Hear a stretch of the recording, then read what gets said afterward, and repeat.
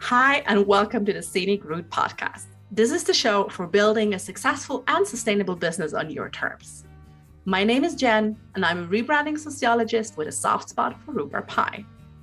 Each week, I'll strive to expand your branding, business expertise, and mindset capacity. I'm so excited you're here, and now let's get into today's episode. Born and raised in Bronx, New York, Julissa Martis is a true HR generalist. She holds a Bachelor of Science as well as an MBA and has over 15 years of experience in creating HR strategy, recruiting, people operations, and employee relations. Her main objective is to create human-centered processes and establish policies to support each team member to continue to do their best work. Okay, so today on the Scenic Route Podcast, we have Julissa. Julissa, how are you? I'm great. How are you? Thank you for having me. It's such a pleasure to have you here. Thank you for taking the time. Absolutely. So, for people who don't know you, can you please briefly walk us through your story? How did you start? How you got where you're today? What were the pivotal crossroads, the big light bulb moments? Yeah, how much time do we have? I know. I always start with the easy questions. Give me your Oh my goodness. No, because I'm asking because Julissa had a really interesting entrepreneurial journey and already nicknamed her the fire starter. I love it. I love it. Well, wonderful to be here. Julissa, she, her pronouns. I'm the CEO and founder of Legacy HR Consulting, where we're passionate about creating workplaces where people feel supported, and my journey directly relates to that. So let's see, where do we start? I kind of fell into HR. I am a first generation American, but both my parents are from Dominican Republic. Mm-hmm. And as if you're a first generation, you feel my pain in that in order to be successful in the eyes of your parents, you have to be a doctor, a lawyer. Yeah, I suppose. Yeah, a real job, right? Yeah, a real job, right? And so, at that point when I was just going into school, I decided I wanted to do pre-med. Oh, respectable. I know, right? And went through that coursework and realized I didn't like blood or hospitals or chemistry. Ideal foundations for pre-med. Well done, Julissa. Immediately realized this is not for me, but had no idea what I wanted to do. And so then I started looking into, at that point, I was really involved on campus in organizing things. And I was like, I really like doing this stuff. Even writing bylaws. Who loves writing bylaws? Which now when I look at it, I'm like, oh, human resources people do. Yeah.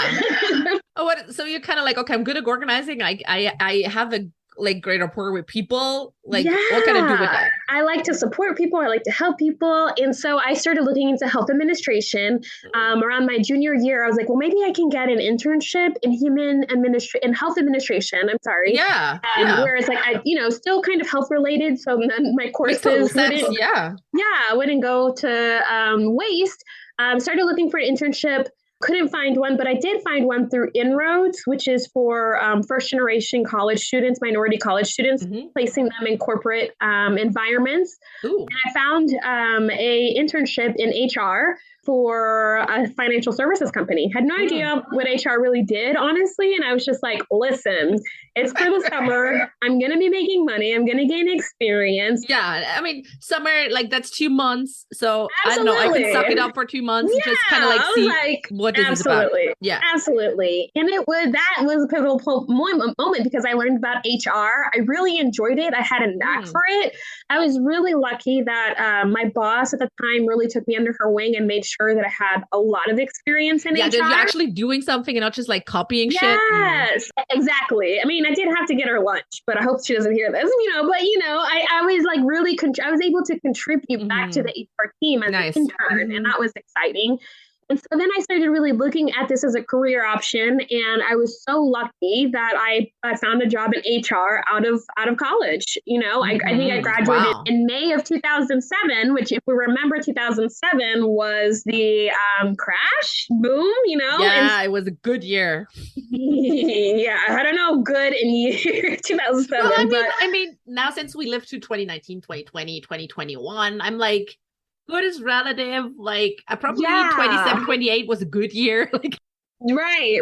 Oh my goodness. But I was very lucky that I was able to find a position because of, I worked as an HR intern in the summer, and then I worked part-time during the school year, during the week. And cool. So I did that for 2 years. And so even though I didn't quote unquote graduate with an HR degree, the experience that I had, I think, was very valuable. And I was able to get a job. I think I graduated in May of 07, but I started my full-time job April of 07. So wow, yeah.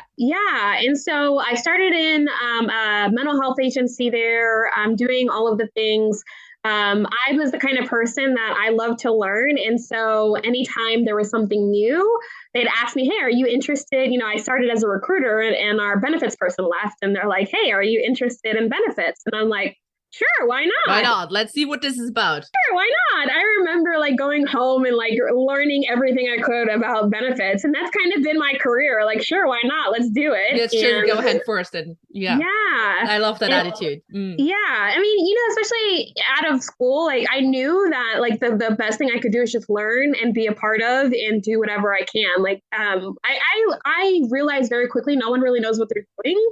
But if you're resourceful, if you're resourceful, I don't even know. Did we have Google in 07?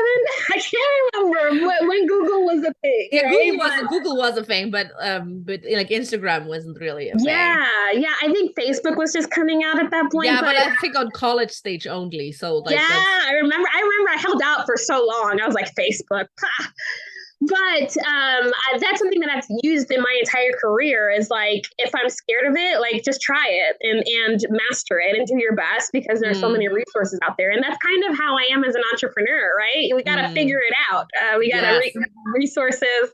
You don't have the financial resources. You're just going to have to figure it out. Yeah. And I mean, at the end of the day, right? Like, you're not gonna figuring shit out by reading a book. Like it helps you. It helps you to kind of like, okay, this is like whatever theory backbone I need, and then you just gotta go out and do whatever you want to do. Yeah, you can implement it. I mean, you can listen to all the podcasts, watch all the YouTube videos, download all the freebies, whatever. Yeah, but if you don't implement it, like then it's just going to waste. So because so I was able to go through many different industries. A lot of my experience has been like developing the HR from the ground up. So like being a department of one and then building up the HR department. And that was super pivotal for me. I always felt, especially as a first generation, I'm originally from New York City, from the Bronx, and then moved to Oklahoma City. Okay, that's quite a change. And so most of my life in Oklahoma City, and then now I'm in Houston. I've been here for 6 years, but going from Bronx to Oklahoma, culture shock. And it was a pivotal age around 13 or 14 where you just want to fit in. And so, especially in the beginning of my career, I felt like I was always just really not myself, not my authentic self. And it wasn't until my last full-time position, I had an amazing boss. And I will always remember, I really, truly felt like I can bring my full self to work. And I felt so nice. Yeah. That's so valuable.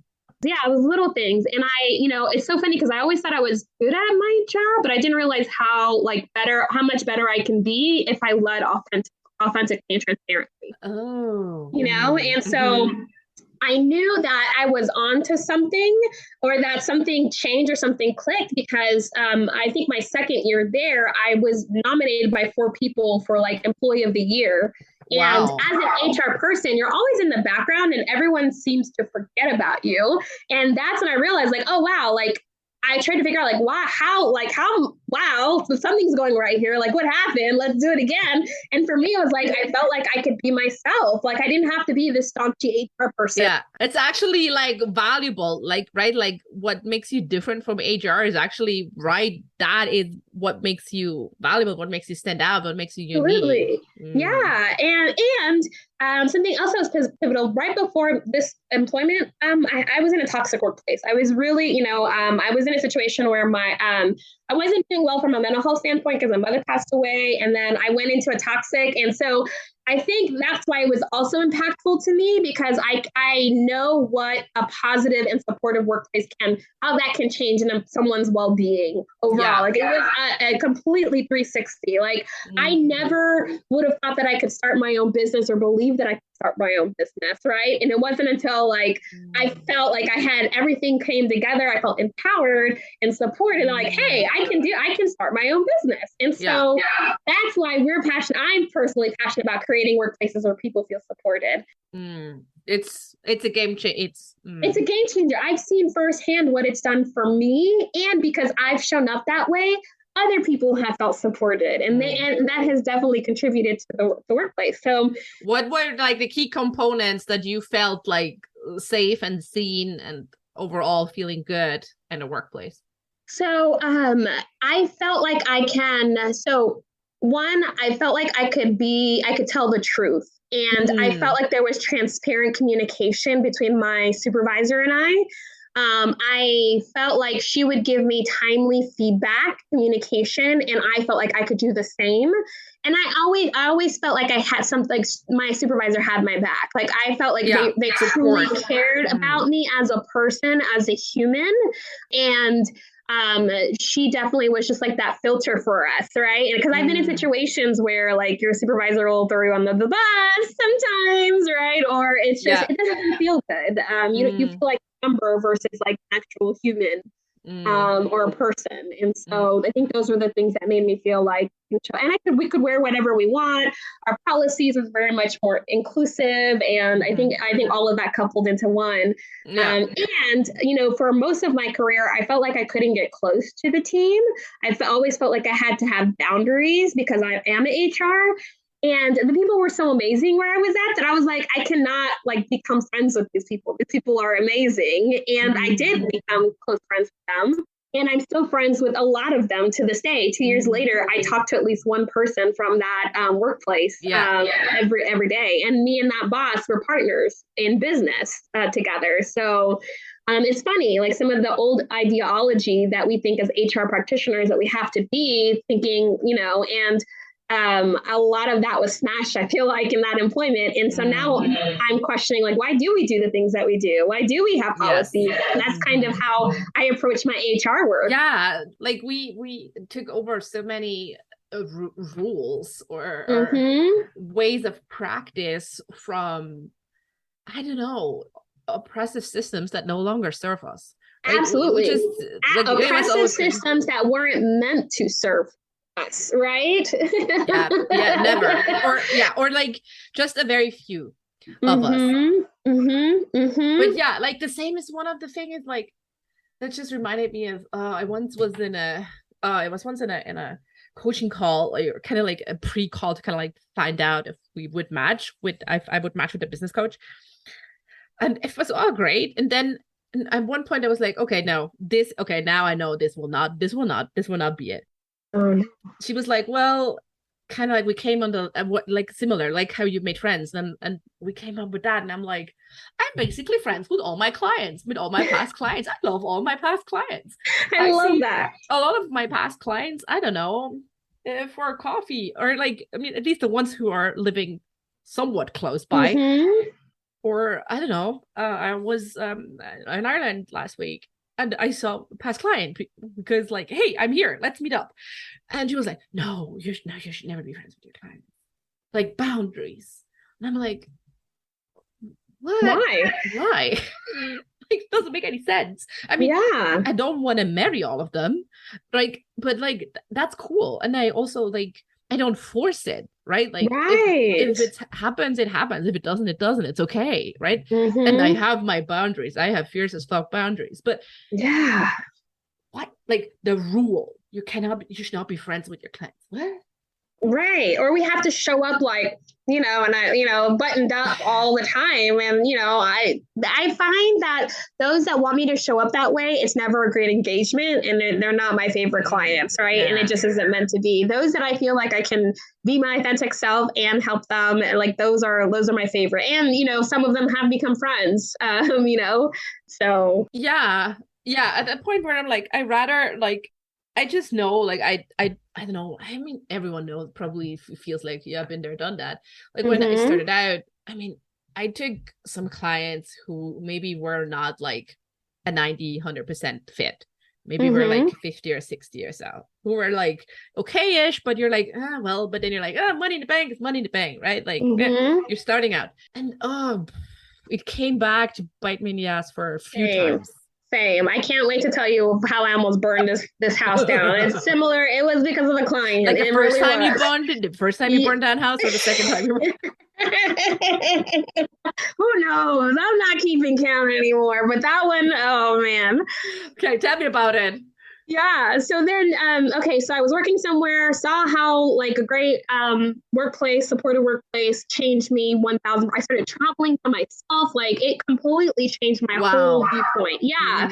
And 2020 came around and my boss had left. We continued to partner together on projects. She ended up becoming an HR consultant full time. That's when I realized, I can actually do this. Like people do this. Like people actually go out on their own and do their own business. Like that's the thing. And she was doing just fine. And in 2020, July 2020, I started to think like, what's next for me? Like, I feel like I've done everything I set out to do here. I love this workplace, but it's time for me to go. Right. And so I remember it was so funny because I had a meeting. I can't remember who I had the meeting with. It was a friend. And I was like, okay, I think I'm going to start making an exit strategy. I'm going to see what's out there, make a plan to start leaving. And the very next day, I promise you, I kid you not, the very next day, this is July 2020, COVID. Right. And the CFO comes to an all staff meeting and it's like, hey, we're having a really tough time financially, and we need a few individuals to voluntarily lay off. And I was like, the universe, I hear you. And I was just like, wait, what? Like, what am I going to do? Do I get another job? Like, what does this mean? And I just knew it was time for me to go, and I took it. And the only thing I had in mind was I want to make the world, because it was around the time of the social unrest. And I was like, I want to make the world a better place utilizing my skill set of creating workplaces where people feel supported. Didn't know what the hell that meant. Didn't know like what I was going to do with that. But I was like, let's see. I started I started freelancing, taking on some projects. And I mean, you felt the impact of that, right? Like you felt how much of a person you've changed, what person you became through the workplace. And especially with your background, like I feel like, go for it. Yeah. It just was like night and day. And I was like, this is like, in my mind, I was like, maybe I can help social justice organizations create workplaces so that they can continue to do the amazing work that they're doing. Maybe I can attach myself or work with missions that I truly believe in, create workplaces where people feel supported so that they can continue to do amazing things in this world. And so in my mind, I was like, that's how I can change this world. That's my impact. That's the hope that I can leave. Audacious dream. But I was like, you know what? I'm gonna use my gut and just continue to do what feels well. I applied for jobs. I wasn't hearing back. And then all of a sudden I started getting projects and clients and then started doing more research. I was like, okay, this is something that I think I could do. Like the jobs that I'm applying for, I'm not hearing back. So maybe that's not what's meant for me right now. I started to get more and more projects. And by December, I had to hire, I needed help. I hired one contractor, and then by March, I hired 2 more contractors and part-time people. And now 2 years later, we're a team of 10, full of part-time and contractors. And so as someone who never wanted to manage, didn't really want a business, and truly just been doing like what feels good. It's kind of amazing to see like what has happened. Now it's been, as I told you earlier, it's been a hot mess along the way. Well, but that's every business is a mess along the way, right? Like seriously, there's no other way. And it doesn't mean that you're a hot mess or whatever. Like that's just part of the journey.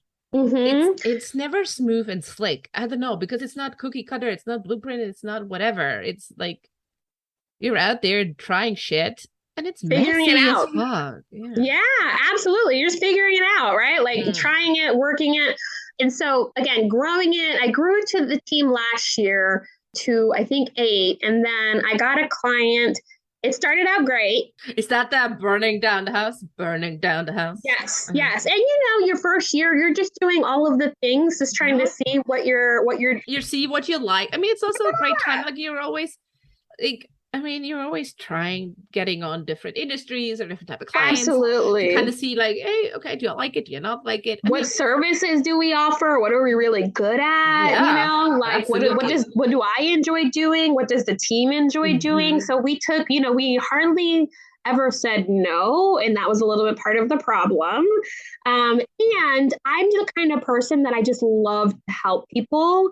Ooh, there's their little savior mentality there. Yeah. I've had to have people like hire people to help me set my boundaries, right? Because I'm the kind of person I just want to help. I'm like, yeah, sure, I could do that.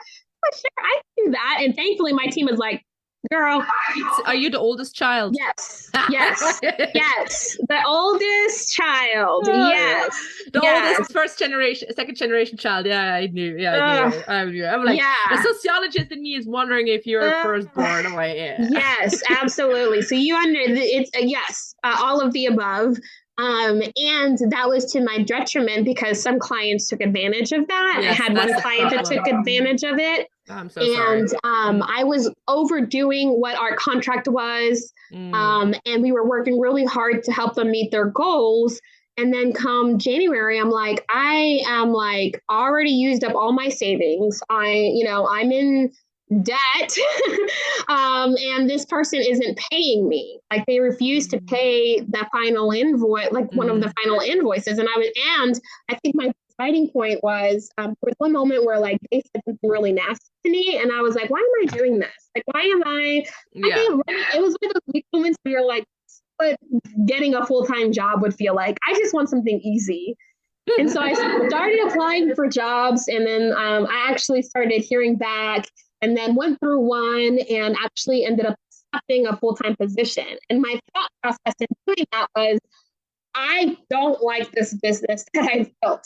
I am working 24/7. I still in debt. It's not whatever. I don't know what I want to do with my business. I'm not giving up yet, but I'm taking a pause. And so I let go of most of my clients. I started working full-time in January. And my thought process is if I wanted to keep going, then I was just going to grow it slowly and thoughtfully. That didn't end up happening. But I literally took a pause in my business. Thankfully, my team stuck it out with me and stuck around and were able to help with the few clients that I had. But I'm going to tell you 3 months in, and there was nothing to do with this workplace because it was, it was a startup. It was tech. I was making great money. But something in me was like, this is not it. This is not it. So you gave it a second chance. Yeah. I was just 3 months in, I was like, if I'm going to work this hard, I prefer to work hard for something that I'm building and a legacy, which. Yeah. Startup is hard work. Startup is not for kids. No, not at all. And so I was like, if I'm going to work this hard, I'm going to work this hard for my business and build something and really try. And so in June, I put in my notice and decided, okay, I'm going to go back. I'm going to put my head down and I'm going to work. And I'm telling you, it's amazing. The difference of now I have this even more clear as to what we do, what we don't do. Clear and very communicative on our boundaries. Not taking all of the things. I was clear on my ideal clients and made sure that I did my little checklist every time I had a discovery call. What were those things? Do they meet this specific criteria? And that has made and coaching. I went through an agency coaching that I'm still a part of. And that has made a total difference in where we are now, where we're serving social justice organizations who are doing amazing work, helping to build workplaces where their team feels supported. And so when I tell you words are absolutely powerful, words are powerful. Yes, I 100% agree. That's so beautiful. I love it's crazy. I just can't believe this journey, and it's not easy every day. Some days I'm like, maybe I should, but it's just every time I think about it, I think of how I felt when I was working full time earlier this year, and it's it's just not for me. It's just my heart's not in it. I'm the kind of person that I go from 0 to 100, and I cannot just go 50 or 80%. We burn fast. Yeah. You can't just go 50 or 80%. And so like, if I'm going to be going 100, I want to be doing something that means something to me. Yeah, I agree. And like, what changed from, oh, I never want to lead a team to I'm now leading a team of 10? Well, I kept getting a lot of work and I was working 24/7. And so as that was happening and I saw that I was working a lot, I was like, okay, I'm going to need a team. And even before I was ready to get a team, I was like, okay, so I'm going to start making decisions as if I have a team. So like, what systems do we need? What communication systems do we need? What does my pricing need to look like now? So that I can afford staff on team. Yeah, and so and then slowly but surely, I start to add more and more. And now I'm doing it more strategically. It's part of like my quarterly review process. Like what am I doing that I can delegate? What's the team doing they can delegate? Yeah, what are kind of like the queen bee tasks that no one else can do that but you? Yeah, like what are our annual and quarterly goals? What do I need to be focused on? And what should we really start to delegate or outsource or hire for? And we've developed a hiring process. And so I know a lot of people are like always scared, like they think they're overwhelmed. But I feel like because we've had such success in our hiring process, that I'm just always excited, like who else are we going to bring on to the team? And just the culture that we've developed together. And it's funny is that I'm like, I can't be out here telling people that I develop workplaces where people feel supported, and I don't do that on my own. So I've been very intentional with workplace and the community that we have as a group. Even as contractors, everyone's a part of the group. What are the kind of like the things you do for the community? I assume you work remote, most of you. Yeah, we work remote. We have our team is everywhere in the U.S. And so some of the things that we do is being very clear about the expectations, right? I think that's super important. Expectation management always. Yeah, being super transparent, authentic, and like clear as to what the expectations are, and clear if I know it's a hot mess, right? Like there are many times when I first started where I'm like, listen, I'm figuring this out. Yeah. I'm going to be honest. I'm figuring this out. This is a mess.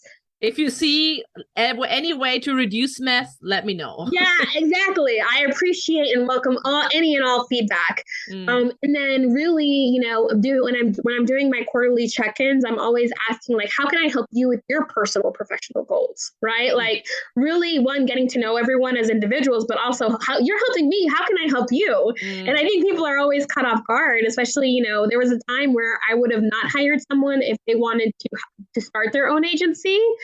Because of that scarcity mindset or that mindset. What if they steal everything? What if they take my, my client portfolio, my blah, blah, my tactics, my strategies, Absolutely. But then I think I heard something and it just resonated with me and I've been rocking with it ever since. It's, listen, they can take your deliverables, they can take some of your clients, but you're the secret sauce in your business and they can't take that. No. So they can take this, but they won't deliver it in the way that I do. And they won't develop the relationships that I do. And once that resonated with me, I was like, yeah, it's okay, fine. That's fine. And because I'm super transparent and I'm wanting to help people, they want to help me right back. Yes, there's this thing, like, if you surround yourself with the right people, they want to see you succeed. Mm-hmm. Right? Like they don't want to see you fail. Right. And I always feel like that shifted a lot for me too, right? Where I'm like, I'm like almost full transparency. Like people who work with me, they have access to, I have everything in Notion. They have access to everything. They can see my financials. They can see everything. Like if you work with me. That's something else that I do is that every week I record a video on Loom. And every week I'm telling them the discovery calls I sat in, all of the client, like I'm telling I'm telling them everything, like updates on operations, even if they're contractors, everyone loves them because one, I'm intentional with like showing up and just sharing what's going on. And they very much feel a part of, even if they're not a part of that project, everyone knows what's going on at all times. And I feel that's important, right? Like you don't hire people who just check PowerPoints for missing commas. Right. You want to have a certain scope. And so I don't know, I love what you said about the beginning, like transparent communication is so important as like a pillar of like a healthy workplace.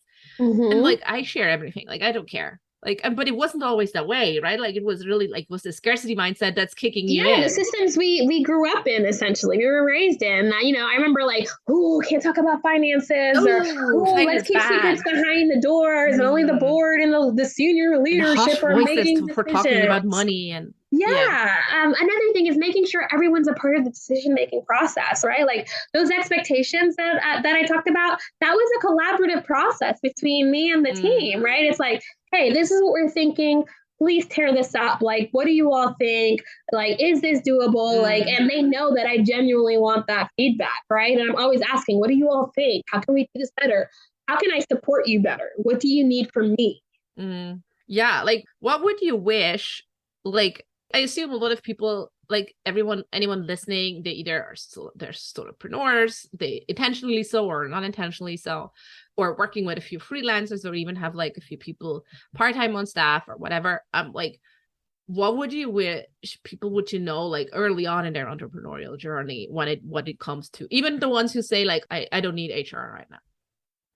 I would say, like, even if you're a solopreneur, you really need to make sure you step into that CEO role as soon as possible. I feel like even as a solopreneur, sometimes we still have that 9-to-5 mindset that if we're not working, we're not making money, or I just feel like you really have to devote time to being a CEO. And that means planning, setting aside time just for those big picture tasks, whether it's planning, reviewing metrics, even if it's just you, right? Like planning 5 years out, like where do I want to be 3 years from now? Where do I want to be 5 years from now? And what can I start doing now to make sure I get there? I think that's the biggest thing, is really fully believe, because even I struggled when I first started in saying that I was CEO. I'd be like, I'm CEO, I'm the CEO. And I was like, now like I am CEO and founder of Legacy HRC, and I think it's just something about like just that, like that's the first thing, is like feel comfortable really stepping into that CEO role, because that is truly what you are. Why weren't you feeling comfortable stepping into the CEO role at the beginning? What stories were you telling yourself about being a CEO? Can I really do this? I'm probably doing all this wrong. Do I really want to put myself out there and I fail? Can I really, like, I think it's that imposter syndrome, right? Like, can I really do this? Fear of shame. Yeah, who am I to think I can do this, right? Then after, and even like, it's so funny, the difference. Because even when I would sit in discovery calls, then I'd be like, well, I can help you today. And now that I've done this and I've seen the impact that we've had in the workplaces, this is how I can help you. Yeah. And it can be a fit, and I don't take it personally. Like if it's not a fit, it's not a fit for a reason. Yes, that's so important. Knowing your goals, knowing you want to close the call, but detachment from it. If it's not meant to be with this call, it's not meant to be. It's not meant to be. It's not meant to be. But now I'm, it's so funny, because I used to be the person that when I did MLM, like what all of us did at some point, I was horrible at it. I would buy my own stuff because I felt bad, like asking people to buy. I would go in, like, I was not a salesperson. I'm like the least salesy person, but it's so interesting, like just the level of confidence that I have since I stepped into my CEO role, seen the impact that we've had, and I know what we can do. And I know like what we can do and who we want to work with. And that mission alignment, I think, helps as well for us. Do you feel like it has helped you to step into the role with the responsibility that you now have, not just for yourself, but for others? Yeah, absolutely. And the community that we've built, right? Like every single one of my team members, I just had someone that's onboarding today, and I have everyone do like weekly check-ins. And that was the first thing that she referenced. It's just like, wow, I felt so supported and welcomed. I can go to anyone. It's which I hate this term when workplaces use this, because I feel like it's also like a little toxic. But she said family, and I was like, family. Yeah, family is. I get what you're saying, but family is a shitty word because mostly it's used for like exploitative purposes. Yes. But I was like, I get what you're saying. I'm so grateful that you feel supported, and that like you can go to anyone for questions, not just me, not just our operations, but you can go to anyone, and the team is immediately there to help you, right? And so that, like, I think it's just protecting that, what we've built and the work that we've done with our clients who are just doing amazing things. Like I love our clients and I love the work that they're doing. And I'm passionate about the work that they're doing. See, yeah, right. So when someone comes in and like wants to build their own agency, right? Let's say, and then they go out into the world and build their own amazing HR agency and also work for amazing, I don't know, environmental NGOs or whatever. It's like, that's awesome. It's even more good in the world. Absolutely. And that's definitely my stance. Like we can partner together. There's so, we need more women out there and we need more, people, like we need more people out there that believe they can do this. And I'm happy to help anyone because there's more than enough food to eat. There's more than enough food to eat. I feel like sometimes people feel like that's when that scarcity mindset comes in where you're like, oh my God, there's not enough work out there. Like, no, trust me. There is more than enough food to eat. Yeah. It's so interesting, right? Like how that still sometimes just kicks in and then you really have to consciously be like, no, like slap out of it. Like it's this old story that's these are competitors and no, these are partners. Like, like they may be at a point where they can't take on any more work and they'll refer them to you, right? Or and vice versa. If we can't take any more work, you can refer them back to other HR consulting agencies, right? Like it's not competitive. To me, it's not competitive because we all have our own niche and our own different clients that we serve, or we should, and the different level of services that we provide, what our zones of geniuses are. Yeah, I 100% agree, right? Like, I mean, I don't know, it's the same like for every service provider. Like when you're like, hey, like I sometimes like when I'm on discovery calls with clients, I'm like, look, if we're gonna rebrand together, like that's typically a process of working together very closely for a minimum of 3 to 6 months. And we gotta fucking like each other. Right. Otherwise it's gonna be really hard.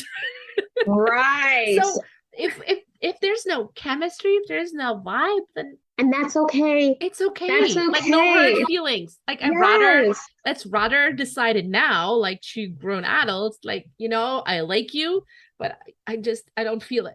And okay, fair enough. We don't feel it. Yes. I'm notorious for after getting off a discovery call and immediately scheduling I'm sorry. Yeah. I'm sorry, I don't think we're a good fit, email. I don't want to do it like right after because it's like, whoa, but I'm like, I'm notorious. Harsh, but yeah. Funny because a year ago it was like I was saying yes to everyone. And I think because of that negative situation, I've come to realize like, hey, it's okay not to take everyone. Like you don't have to take everyone if in the moment if you're not feeling the chemistry like you said, and it doesn't feel like it's going to be enjoyable. And for me, my gauge, if I'm not excited to either work on the project or work with these people, then it's probably a no. So if it's not a hell yes, it's a no. It's a no. Yeah, I love that. I'm curious. This is not strictly HR, but you're like also in the online business world, and it's a tricky place. It's a great place. I've made many connections and friends and met people, but it's also a tricky place. Like to you, and I know this will be of value for anyone who is newer to the online business world. To you, what's the biggest lie or like half true that gets peddled around in the online business world? That everything is saturated. I think that there's saturation, right? Because I think sometimes. Yeah, I think sometimes we get that imposter syndrome, like, there's not enough, there are already other HR consultants that are doing this, or there are other copywriters that are doing this, or there are other, but again. And yes, they are. There are. And they're not doing it the way that you do, because you're the secret sauce for your business, and you have your own systems and frameworks that you'll develop. You just have your own perspective of things, right? Your own approach. I mean, in like you have your own skill set, but you also have your own essence, right? Like, I mean, you are a firstborn daughter to second generation, like all that shaped you, right? Absolutely. It's all part of who you are. They're all ingredients in your secret sauce, if you want. Absolutely. And so that's like if you really feel called to do something, I don't want the fact that you think that, oh, it's saturated, or, oh, I'm not going to be like, no, do it anyways. Trust me, do it anyways. I've been there. And now I'm like, I'm glad that I didn't listen to those voices or that doubt. Yeah. It's hard to not listen to those voices, right? Because they're I don't know, some voices are really loud, especially in the beginning, and you're like, okay, those people seem respected, they have a big following, like they seem to be successful, so I'm gonna listen what they say. And but now look what's happening, right? Like, even like, remember all the girl bosses, right? Like girl boss this and girl boss that. And now everyone detests that, right? Like, so you just... Rightly so. I'm so glad that this buzzword is finally out of the bingo. Like, oh my God. I'm like... and the hustle and grind, and you got to do this. And now I'm seeing more of a healthier rhetoric. Like, it's slowly starting. It's slowly starting. I feel though it's still masquerading a lot of times. People aren't telling the full truths, right? Like, even like, oh, we made $100,000 in my business. Yeah, but like, how much did you make? Right? Like, how much are you? How much did you take home? Yeah, you know what I mean? Like, and also, like, I had a $250,000 lunch. Small print. I had $180,000 in ad spend. Yeah, right. Yeah, exactly. I feel like people are just being like real or there are a few out there that are being more and more transparent and authentic in how they're showing up on social media. And I think TikTok, is helping a lot with that too. It does. I feel too. Yeah. But it's also like, and that's where like I see the troubles of branding, right? Like when you really push to the forefront the personal brand. Oh, it's me, right? Like I'm the almost solopreneur, but they have multi-million-dollar revenue and probably a team of 40. Oh, absolutely. Minimum, right? And at minimum. Exactly. And you're like, well, of course you don't have to like disclose everything. If you don't want to, that's fine. But I feel like there's such a over personal brandification that you get the idea of like, oh, they're like running their $1 million girl boss empire on their own, and like, right, no, they're not. or you have those that are moms, parents, and and you're like, how do they do it all? And a quote that always resonated with me is Shonda Rhimes, Year of Yes. And she mentioned if you see me out like succeeding in one area of my life, so if I'm doing really great with Grey's Anatomy or whatever, please know that means I'm failing somewhere else in my life. Yeah. Oh God, yes. I'm going to have it 100% everywhere. Just like, so if I'm succeeding as a parent, just know my business or my work life is probably suffering, right? And just let's get this work-life balance out of our mind. I mean, you know what I mean? I hate the word balance. I always talk more of like a blend, work-life blend or something like. Or a flow state. You'll have those days where like you can work a lot and it feels good, and you'll have those days where you need to shut off your laptop and it's just it's okay. Yeah, and I mean that's exactly what like kind of like the scenic route is, right? Like it's to be at peace with that, right? Like, and some days you're just not feeling it, right?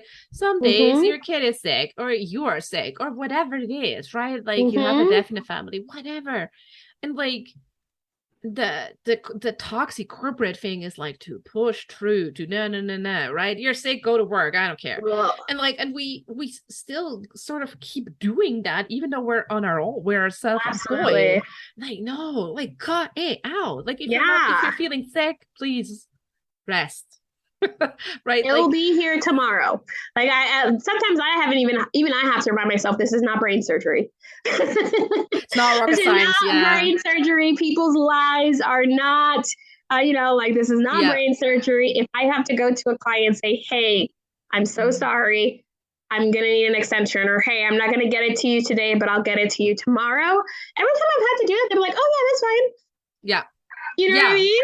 Because they know me, they know my work ethic, and they know that if I have to delay it, and it's for a reason, right? Yeah. And so I think you're right, that corporate mentality stays with us, and we have to actively ask the question, where is this coming from? All the time. Like every time you're in the trenches and you're like doing things, I don't know, take a breath and actually ask yourself, why am I doing this? do I want to do that? Right. Right. Seriously. So often we just like play a tape and actually be like, no, actually, I don't actually want to do that. I don't. Okay. No. Right. Cutting it out. Don't want to do it. Yeah, absolutely. Do I even like this package offering that I'm offering? Yes, no, I don't. Actually like this service, or like, no, I actually don't like to do website copy anymore, or to do baby portraits anymore, or whatever. And that's okay. No one. I feel like people are going to be like, "Oh my gosh, you are changing. You're pivoting." Like, no one cares. I don't know how many times I've seen people pivot, and I'm like, "Oh, that's cool, right?" Like, no one cares. No one cares. My business coach, I had that phase too, where I'm like, but people think like, I don't know, I'm a floozy because I'm like here and here, right? And she's like, most people have the memory of a goldfish. Online. Right. And I'm like, yes, so true. So true. So true. And even so, right? Like, it just approach it with like some, I don't know, an element of curiosity and play, and see like what you did in the first year, right? Like, just see and try on different clients and industries and niches, and be like, I don't know, that go was to shitty. A full-time job, almost burn it down and go to a full-time job. But right? seriously, that's like, I mean, that's sometimes the advice I give to coaching clients. When they're when their back is to the wall and they're like, Jen, I have no fucking idea I'm going to pay rent next month. And I'm like, I'm fully convinced you will not make the long-term best business decisions if you're under pressure back against the wall. Absolutely. You will focus on short-term, whatever it is, to get shit done. And this is not, for most of us who are not on the hustle highway, this is not the energy we can work with. That's sustainable for us. Right. So I sometimes have like, if that's what it is, like, you have to get money in any means possible, then maybe thinking about like getting a part-time job. Absolutely. Like a no-brainer job where you clock in, you clock out, and you're done. Yeah, absolutely. I mean, listen, when I went to full, because I was having financial issues, so I had run down my savings. So when I decided to leave or transition away from full-time, I was like, well, let me see if I can find a part-time. And I did, right? And then when I'm ready to leave it, I can leave it at any time, right? And so it's nice to have that stability. And it's okay. Like, especially, and with that, like, I feel there's so much shame and stigma in the online business world for people who are like side hustling, part-time entrepreneurs. Like, what the fuck? You're an entrepreneur regardless. Like, I mean, I know entrepreneurs who, like the coach I work with, she works like 2 hours a day for 4 days a week. Yeah. Like, that's part-time by any means. Right. And I don't have to work part-time now, but I like it because I like the people that I'm working with, and it's easy. But no one would call her like a part-time entrepreneur because she's making hundreds of thousands of dollars a year, right? See? So what is that shit stigma around, like, oh, it's your side hustle or hobby or whatever, and you're like, you're not making all of your income from your business, like, come on, like, everyone's journey looks completely different. Yes. And everyone's race is completely different, It has different needs different levels of stability. Like, I mean, I have a client, she was always kind of like, we were coaching so that she was kind of like, she was about to leave her corporate. When we first talked, she was like, oh, I'm going to hand in my notice. And then 3 months later, she's still in corporate. And I'm like, listen, I don't tell you what you do. I honestly, at some level, I also don't care what you do, right? Like, I mean, but I'm just curious. I want you to know the reasons why you're still in corporate. And then she's like, oh, well, I know. And I'm like, okay, what do you want to tell me about it? And I mean, out came this story of she grew up in a very poor family setting. And she was like, I just need a higher level of secure. I just need a bigger security blanket. Like, I know how it was to have absolutely fucking nothing. And I cannot go back there. It doesn't feel safe. So she then, like, we worked on things like, what would make her feel safe? And it wasn't necessarily the money. Yeah, what's that number? It's the number, but it's also it's so many other things that deeply like, what will make you feel more comfortable? Get more comfortable finances, period, right? Yes. Like, learn everything you can about finances. Yes, financial literacy, or like, is it?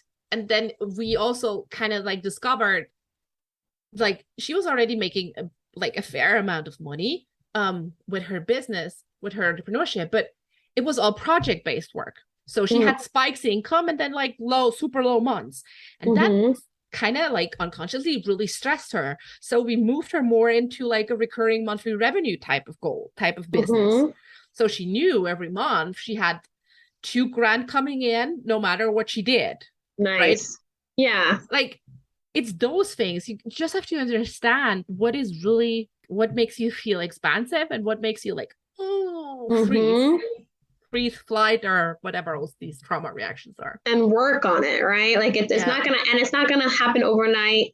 And even through the work, sometimes it still creeps up, but it's like being able to like quiet the voices, centering yourself, and like, you know, whatever that means to you, whether it's going and taking a hike, being outside, meditating, whatever it is, like know what you can do to recenter yourself so that you can make better decisions, especially as a CEO. Yes. And whatever it is, it will not be anything the wellness industry tries to sell you.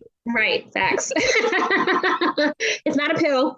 It's not a supplement. It's not a $200 yoga cushion. Here's the secret. It's within you. The answer is within you. You just got to hear it. You got to quiet the voices and what everyone else is saying to hear it. I love this. This is a beautiful way to end this episode. It's in you and it's free. Go take it. Right. Hey, Julissa, it has been such an amazing conversation with you. Yes. So tell me, where can people find you? Where do you hang out online? Yeah, great question. So I am on Instagram. You can either find me at my personal at Julissa Martis, JULISSA We're going to link in the show notes. Great. And at Legacy HRC, where you can get lots of great tips on how to create workplaces where people feel supported, even as a solopreneur. And LinkedIn actually is another great place to find me at Julissa Martis. Oh, yeah. I mean, makes sense with HR. Yeah. Hey, listen, I always have one last question before I let my guests go. What book are you currently reading? Oh, let me pull it up. It's The Mountain is You, I believe. And it's all about how you, and it's so funny that a lot of it, what we just talked about, is how you are your mountain, self-sabotaging. I am horrible with that. And so it talks about recognizing where it comes from and then recognizing how to identify and then doing the work. The only thing that holds me back is me. Yeah, absolutely. So I highly recommend it. It has been, I took so many notes on my little Notion for it. So highly recommend it. The Mountain, let me see if I can get the author, so if anyone else is super interested in it. It is The Mountain is You by Brianna Wiest, Wiest. Yeah. Oh, I haven't read that one of hers. I mean, she is amazing anyway. Like, I haven't read that one, but Life Changing was she wrote like 110 essays that will change your life. I'm reading that next because this was so good. I was seriously, if you, I don't know, my copy is not here at the moment. Like, if you could see my copy, like, seriously, every sentence is like markers. Like, you see nothing but markers. And it's funny because I'm hearing it, but you should see my little Notion. I have like tons of notes, like, because I'll listen while I'm cleaning, and I'm literally like having to stop and like, oh, this is that's good. Why I love Kindle too. Yeah, that's why I love Kindle. I make notes and I highlight passages in Kindle, and it syncs my Kindle with my Notion board. So I always go through my Notion board of like, right there was. Love that. And she had a new book that's next on my list, and then I'm gonna shut up. It's called This Is How You Heal. This is next on my pile, and I'm super excited. I'll have to add that to my list. Yeah, she's a smart cookie. I like her. Well, hey, Julissa, thank you again so much for being on the Scenic Route with me. It was a great joy. Yeah, thank you for inviting me. Super happy that with the conversation and everything. And thank you for having me. Thank you so much for listening to the Scenic Route Podcast. I hope you've enjoyed today's episode and that you can take something from it that feels right to you. I'd be so grateful if you could share the Scenic Route Podcast with others, As always, you can head over to scenicroutepodcast.com to check out all the links and resources from today's episode. Oh, and while you're there, don't forget to download my free email course, Intuitive Branding Invitation, to teach you how you can successfully tune into your own brand frequency and rediscover your brand's unique gifts, strengths, and talents. So thanks again. Talk soon.